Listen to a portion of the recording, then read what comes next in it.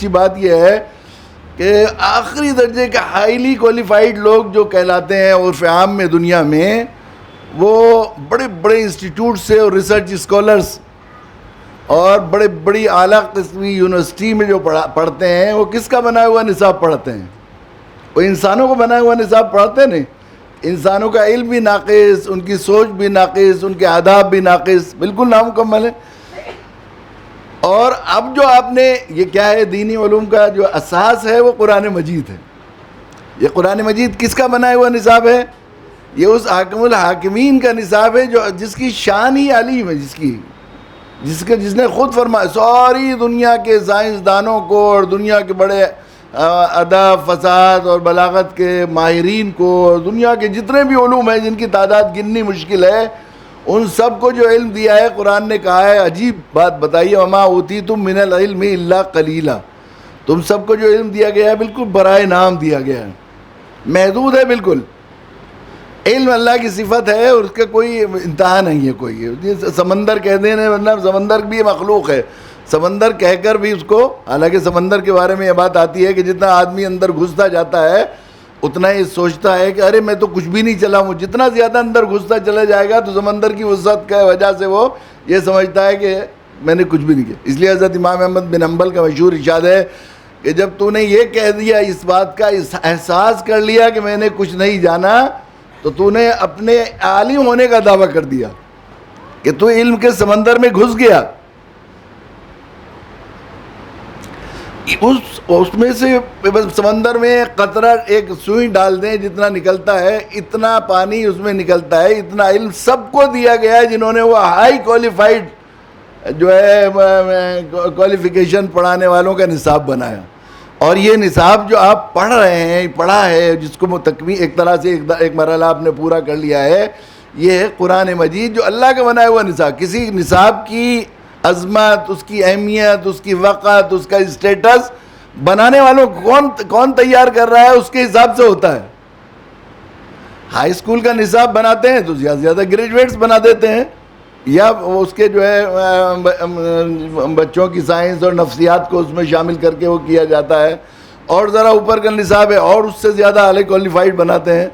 حاکم الحاکمین، علیم و خبیر، علیم و بصیر کا بنایا ہوا نصاب یہ آپ پڑھ رہے ہیں. دنیا کے نصاب آپ دیکھتے ہیں چونکہ ان کی چیزیں ناقص ہیں، اس لیے وہ ضرورتیں بدلتی رہتی ہیں. روز نصاب بدلتا ہے، میڈیکل سائنس کا نصاب، سی بی ایس سی کا، سب کا نصاب آتا رہتا ہے نا. ابھی کتابیں نہ خریدیں، نصاب بدلا گیا ہے، روز بدلا جاتا رہتا ہے. 100-200 سال پہلے جو میڈیکل سائنس کی کتابوں میں نصاب، میڈیکل کالج کی کتابوں میں نصاب پڑھایا جاتا تھا، آج وہی پڑھایا جائے گا. اگر تو آج ڈاکٹر پیدا نہیں ہوں گے بلکہ وہ جو ہے قاتل پیدا ہوں گے، اور وہ سمجھے ان کے پیچھے ظاہر ایسی صورتحال ہوگی نہیں، روز بدلا جاتا ہے. لیکن اللہ کی ذات ہمیشہ ہے، ہمیشہ سے ہے، اور آخر تک جانتے ہیں اللہ تعالیٰ مرنے کے بعد اور قیامت کے بعد کیا ہونے والا ہے. اس کی طرف سے نصاب بنایا ہوا مکمل ہے. اللہ تعالیٰ نے یہ نصاب، حدیث میں تو یہ آتا ہے کہ اللہ تعالیٰ نے کائنات کو بنانے سے پہلے قلم کو پیدا کیا اور پھر قرآن مجید لکھ کر لوح محفوظ پر رکھ دیا گیا تھا. یہ اس وقت کا تیار کیا ہوا نصاب ہے. آپ اس کو پڑھا ہے، میں بہت ہی دل کی گہرائی سے اس پر مبارکباد دیتا ہوں. مگر یہ بات سمجھ لینی چاہیے کہ یہ جو آپ کو سند دی جا رہی ہے، ہمارے حضرت والا حضرت مولانا علی میاں نور اللہ مرقدہ اکثر یہ بات فرمایا کرتے تھے جب تقسیم اسناد کا یا اختتام پر طلباء سے خطاب ہوتا تھا کہ یہ آپ کے عالم ہونے کی سند نہیں ہے، غلط فہمی مت رہی ہے. بس اتنی سند دی گئی ہے کہ آپ کتاب پڑھ سکتے ہیں، اب اس لائق ہو گئے ہیں کہ آپ علم حاصل کر لیں. آپ کو اس کی اجازت دے دی گئی ہے کہ آپ، ورنہ طالب علم کے حدیث میں تو آیا اطلبوا العلم من المہد الی اللحد، حکم دیا گیا. یہ بعض لوگوں نے کہا ہے کہ یہ حدیث ضعیف ہے، بعض لوگوں نے اثر بھی کہا ہے، یعنی صحابی کا قول ہے. تو صحابی رسول بھی اللہ کے نبی صلی اللہ علیہ وسلم سے جو بات سیکھتے تھے صرف وہی دوسرے کو دین کے طور پر پہنچاتے تھے. تو یقیناً اللہ کے نبی صلی اللہ علیہ وسلم کے فرمان کی اس میں کوئی نہ کوئی اصل ہے کہ ماں کی گود سے قبر تک پڑھنا ہے. آپ کو ماں کی گود سے پڑھنا ہے اور قبر تک پڑھنا ہے، یعنی یہ علم کا سفر کبھی مکمل ہونے والا نہیں ہے، موت تک اس کو پڑھتے رہنا ہے، جاری رکھنا ہے. آپ کو اللہ تعالیٰ جو ہے ہمیں توفیق دے. اور اس میں ایک بڑا اشارہ بھی کیا گیا ہے، دیکھیے یہ بات گئی ہے پہلے ماں کی گود سے پڑھنا ہے. ماں کی گود سے جب پڑھے گا، ماں پڑھی ہوئی ہو، اور ماں پڑھی ہوئی کب ہوگی؟ جب گود سے کب پڑھے گی؟ جب ماں استاد ہو. ماں صرف کچھ جانتی ہو تو پڑھا نہیں سکتی. کسی بھی سبجیکٹ کو صرف وہی استاد پڑھاتا ہے جو اس میں ماہر ہوتا ہے. قرات کا استاد کس کو رکھتے ہیں آپ؟ جو قرات میں ایکسپرٹ ہوتا ہے. حدیث کا استاد کس کو رکھتے ہیں؟ انگریزی کا، حساب اسی کو بناتے ہیں ایکسپرٹ. مطلب یہ ہے کہ ماں اعلیٰ، اسی میں یہ پیغام بھی دیا گیا ہے کہ ماں کی تعلیم اول ہے.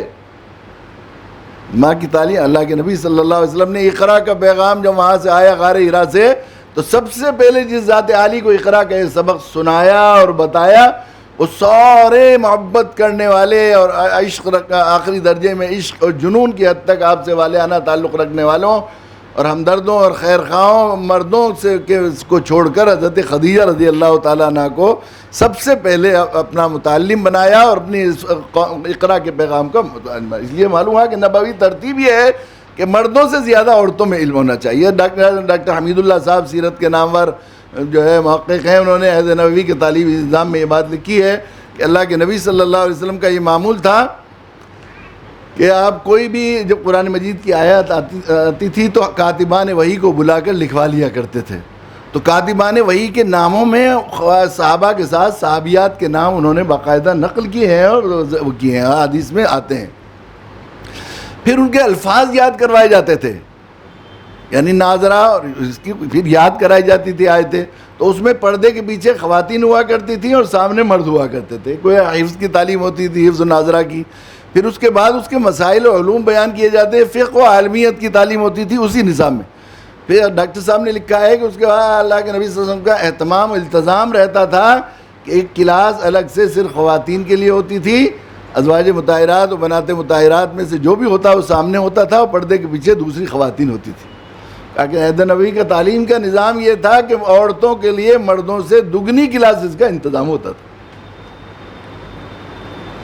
تو ہم بھی اگر یہ چاہتے ہیں، اللہ کے نبی صلی اللہ علیہ وسلم نے جس دور میں آپ تشریف لائے تھے اس دور کو جاہلیت کا خطاب دیا گیا ہے قرآن نے. ہر برائی آخری عروج پر تھی، ظلم آخری عروج پر، بے حیائی آخری عروج پر، نشہ آخری عروج پر. جس کی تفصیل بتائی جائے تو بہت چلے گا، ایسا حال تھا بالکل. لیکن اس دور کا نام جو اللہ تعالیٰ نے طے کیا وہ کیا جاہلیت. اس جاہلیت کے گپ اندھیرے میں اقرا کا سوئچ دبایا غار حرا سے، اور پھر انقلاب برپا کر دیا اللہ کے نبی صلی اللہ علیہ وسلم نے علم کا. تو جس ترتیب سے اس جاہلیت کو ختم کیا گیا، اندھیروں کو اللہ نے اپنے نبی کے واسطے سے روشنی سے منور کیا، صرف اسی ترتیب سے ہمیشہ کی انسانی جاہلیت کا جو ہے مقابلہ کیا جا سکتا ہے. اس کے لیے ضروری ہے کہ عورتوں سے تعلیم کی ابتدا کی جائے اور مردوں سے دگنی کلاسز کا انتظام کیا جائے.